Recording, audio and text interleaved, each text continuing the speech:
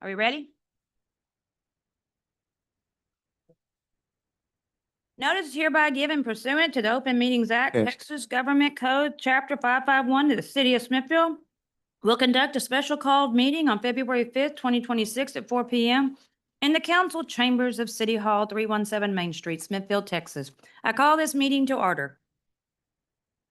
First item, discussion on the submitted request for proposals for municipal solid waste collection, disposal, recycling service for the City of Smithville.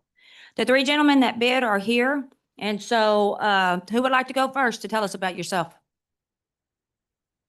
Come on. Introduce yourself. Tell us where you're from. Make some jokes. Hi. All right. Good afternoon, Honorable Mayor, Council, and staff. My name is Braxton Zella. I'm here on behalf of Texas Disposal Systems. We're a local solid waste hauler in the region. Our company is a close neighbor to the city of Smithville. Our headquarters and landfill are just 45 minutes west of here. We eagerly responded to your RFP for municipal solid waste collection, disposal, and recycling services. And I wanted to briefly highlight just a few things for you as you have discussion today. Number one, our business model is based off of landfill diversion. What can we reuse and recycle is a question that our owners have been asking for nearly half a century now. Landfills have a limited life, and we hold fast to a vision that we're to steward ours well. And we are soberly aware that that resource is finite. So we seek to use it to its full potential. And its potential is to benefit the environment if we could keep it open longer. So about 48 years ago, our owners started thinking about how do we keep stuff out of it? How do we be green? Way before it was cool for everybody else to, is one of the things we like to say. Number two, we pride ourselves on being a faithful partner. And I'm not only talking about at the curb, but also in the office. We like to say we're fire marshals and not firemen. That means we come and scope out the potential problems before they become problematic. And it means that we're involved with city staff on a regular basis to make sure that the direction you all are giving them for the benefit of the citizenry is being met, that those expectations are being met and exceeded. Lastly, and third, our response, in our response, we gave some options that would essentially create a path for citizens to have the same amount of current trash service while also incorporating a curbside recycle program. Another thing that we take pride in is our ability to custom tailor plans to the unique needs of cities. And we like to adapt along the way with our municipal partners. So as you all know, things change and sometimes rapidly. And we just wanted to say that if you choose us, we're here to grow with you and change with you. So we'd ask for your favor and consideration, and we'd also point you to our reputation. Our municipal partners consistently renew with us because we operate in such a way that's noticeably different and noticeably better. That's one of the things that we say about ourselves. It's just a little tagline of ours, and it's started to stick around because it's the metric by which we measure ourselves. So we'd love the privilege of taking care of your city, and thank you for your time and consideration. Thank you very much. Who wants to go second? Paper, rock, scissors. I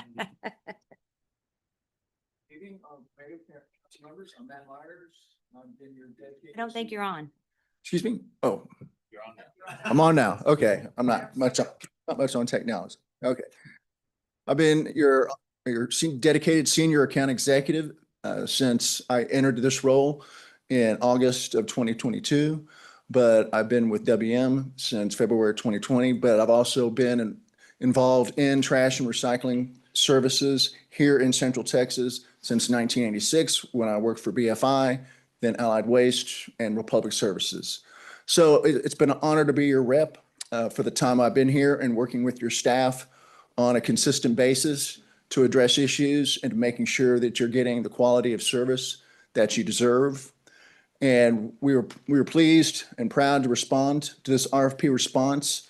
And I know recycling was very important in the public forums that you had. And in our response, we proposed doing it with a rear load truck so we can collect the recycling from the alleys. I know in the past, we talked about wanting to do that with an ASL truck, where it was from the curve. But with 75% of your residents with alley service, we wanted to offer a collection option that would accommodate those residents in the alleys. So another thing with the recycling we collect, all of it goes to our new state-of-the-art MRF, our Mesquite Creek MRF that's located just north of New Braunfels. And if we're able to retain your business, the offer would be open to staff and residents to tour that facility and to see firsthand what happens to their recycling when it's collected. Because there's always been, doubt on, okay, is this material just getting greenwashed, picking off the good stuff and then letting the rest go out? But I've worked in recycling facilities since the early 90s, and this facility is an eye-opener. So again, if we're able to retain your business, that offer is open at any time. So again, thank you for this opportunity to respond to your RFP, and hopefully we can retain your business. Thanks. Thank you, Matt. All right, last but not least. I'm Jason Rowe. I work for Waste Connections. I'm kind of a resident in Bastrop. Both my boys graduated Bastrop. I used to own a garbage business in 2016. We sold it to Waste Connections called Lone Star. So I know Smithville really well. So we've done a lot of business around Smithville my whole life. Waste Connections is the third largest hauling division. We have a transfer station over Route 21 called Lost Pines, and we have a landfill down in Luling, Texas. So it's got 130 years left more capacity down there. Our corporate headquarters is in Woodlands, Texas. Our division is in Austin, so we're located in Austin. We use Belconis in Austin for the recycling center. So, I'm familiar with your community drop-off center for the recycling because I used to be involved with that when I owned the company here, when I used to have a company here in Texas called Lone Star. But we're happy to do I understand the recycling thing because I know the alleys. In fact, I was the operations manager for Allied Waste way back then when you guys had Allied Waste, and Smithville was one of our contracts. So, but anyway, I go way back. I've been in the business for 31 years coming up. So it's kind of a wild thing. So, but again, I'm Jason Rowe with Waste Connections, and happy to, any concerns or anything? I appreciate your bid. Hey, thanks. And thank all three of you for responding to the bid process with us. And then who we have signed up to speak in the audience? I have Robert Patilio. Where's Rob? Come on, Robert. You don't want to talk? And But then you want to come and tell us a joke or something? Else beyond just what you're doing right now. Not a problem. We can bring it back up. So raise your hand if you want to. Okay? I don't want to overlook you. Jenny Bush. Oh, where's Jenny? There you are, Jenny. Come on. Come enlighten us. Jenny Bush, 204th Avenue, Queen of the Hill. I'm just responding to the published proposal and the questions that were asked of the community and the answers that were given. And I feel like there might be one of them was missing some information and one of them I felt was inaccurate. And I just wanted to bring that to your attention, but and correct me if I'm off. But the one question was, how many households do we have for older senior citizens? And the answer was, you didn't know. Well, all you have to do is go to the tax office and ask who's got over 60 homeowners exemptions on their property. And the last time we checked, it was about 400. So I'm sure it's a little bit, it's changed since then. And then the other question was asked, what is the rate? Let me find that here. What are the city's current rates to residents and commercial customers? And the answer was residential $48.50 and small commercial $68.50. And I think that's a question. That is what we're paying, but that's not what what the cost of the contract is. It's $34.50. We've added the extra money on there for city revenue. And that I can validate that by attending a couple meetings back in the past. And one of them was noted in November 2015. And this is when all that Amoresco stuff is going on, that the city was adding new charges for city utilities. And I can't tell you what the exact amount was, but if you check back, I'm sure you could check that out. And then for my old bills, so this contract would be the last 5 years, 2020 or 2021 to now, is that what I'm assuming? And back in 2020 and 2021, we were paying $33.17 for for garbage. So there's been additional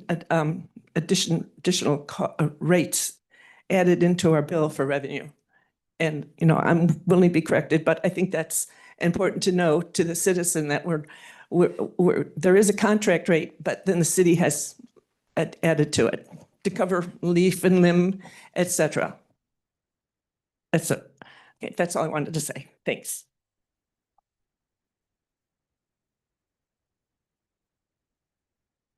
There I went. Thank you. Did you get all that? Yeah. Okay, so what's the next procedure? If Jimmy, I mean, who, if All right, Jimmy? So this whole thing started really back during the last budget when we decided that all of this was going to go out for bid. In November, I believe it was late November and December, we had 2 town halls for people to come and visit with the vendors, and also to come and tell us what you wanted and what you believe the future of the solid waste management was going to look like and how we were going to do it. They really weren't well attended, but I still got a whole lot of emails and other things that told me kind of where we were going.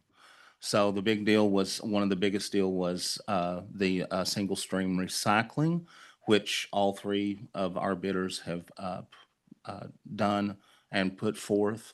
As for, Jenny, you are correct that there's $10 for leaf and limb, but that's to cover the cost of what it takes to do leaf and limb. It is, forever it was done for free. The city was eating it, and the city could no longer afford to eat it during all the budget crisis that we've had over the last 5 to 6 years. So that's why that was added in there.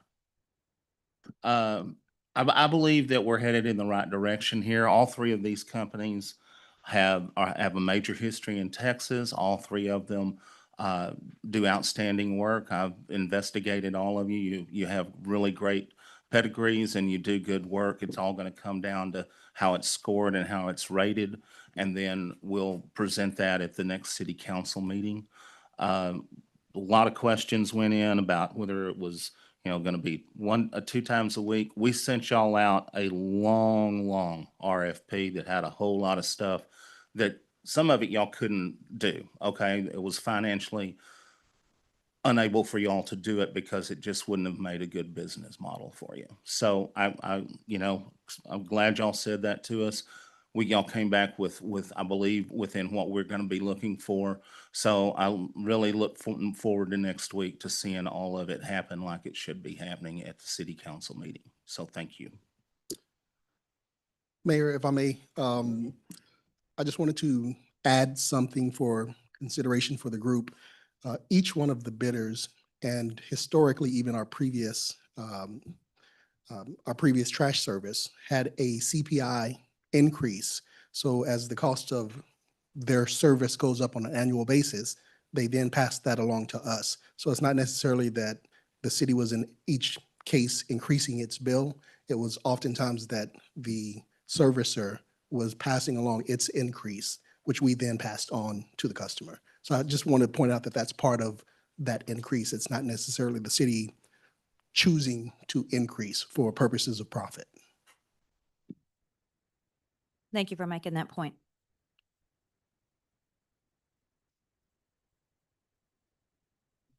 I think everybody's presented, so do you want to circle back around, Mr. Patillo? No? Well, yeah. I feel like you're hesitant here. Come on. It's on, so I know it's on, and that's good. That's a good start. Okay. So, I heard it said earlier that, they're gonna be using the rear loading trucks. That means they're gonna have a 3-person crew. And I'm still gonna push for any of the contractors. I think it would be in their best interest, just for their business, to switch from the rear loaders or the overhead loaders to the dual side loaders.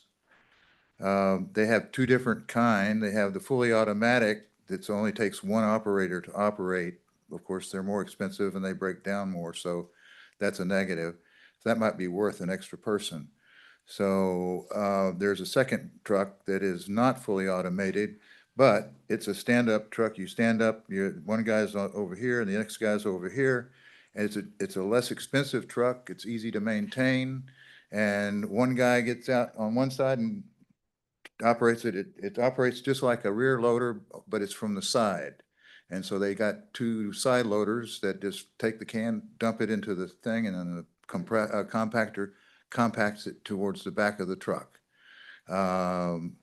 So we may have to go with the rear loaders in order to go do our recycling from the alley. That's better than nothing, or doing it from the curb.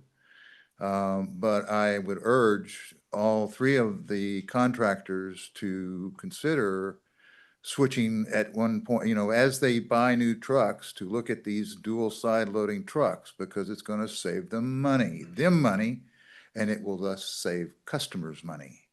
So that's my big push at this point for this contract, and I'm just urging them to consider switching to the new trucks that are side loaders, dual side loaders.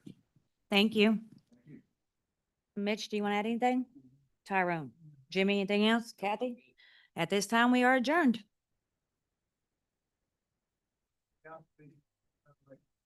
Is there any way we can? This was just the presentation, correct?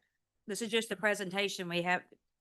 Correct. The only purpose of this was to speak to the bidders that we did receive, to confirm that they all did submit their bids per our requirements. We have scored, or we have a rubric that we have staff go through and rank each bidder based on the things that the community expressed that they were interested in. And at this point, because we haven't selected a winner or a bidder that we are offering the bid to, we can't disclose the individual prices of each bidder's packet. We can only acknowledge which bidders we received. And all of the bids are stamped confidential. Correct. So. that Until is- they are awarded, and then at Until that they are point, awarded. everything becomes public record. I think that's common. Okay, so that's what today's was about. So well, come on back up and I'll re-adjourn. We're back in open meeting, people. My understanding that there would be sort of a reading, but obviously not. So, but you're saying that there is a metric that you guys are looking at. Is there any way that the public can know what those metrics are that you're looking at, and how you're evaluating these contracts? Because you have the metric, you're the ones that are making the decisions, but it would help if, I think it would help us feel more comfortable if we knew what those metrics were and how you were using them. So we were like sort of participating in this decision-making process. Jennifer will answer that for you. So when I posted the bid, it showed everything that would be scored and what that score evaluated to. It was in it. I can show you where it will be, or where it is now, because it was in the packet for December 9th. Yes, here. Here's the scoring method. And I can pull it up too if it won't take long. No. Again, this is all public information at this point. It's Yes, it's it was contained in the within the December packet. RFP, so anybody can access it You're welcome. and see to- how we graded it. Yes, and she'll bring it back up and then put it back on the web. Will you put it back on the Smithfield website? Yeah, it's and it was the draft RFP was in the packet on December 8th. Correct. And you can scroll down to, I think it's item, I can see what item number it is. It gave the metrics and what we were requesting from the bidders. But it's on, This is basically it right here. yes. Yes. It gave dates too.